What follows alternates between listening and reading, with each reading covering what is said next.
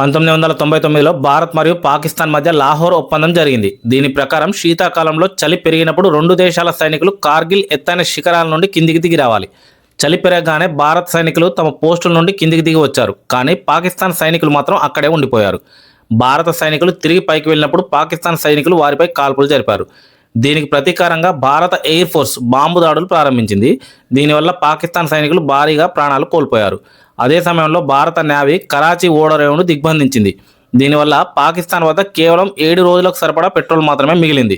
దీనికి భయపడిన పాకిస్తాన్ ప్రధాని అమెరికా సహాయం కోరారు.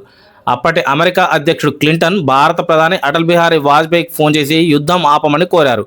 యుద్ధం ఆపకపోతే పాకిస్తాన్ భారత్పై అణుబాంబు వేస్తుంది, దీనివల్ల సగం భారత్ నాశనం అవుతుందని క్లింటన్ హెచ్చరించారు.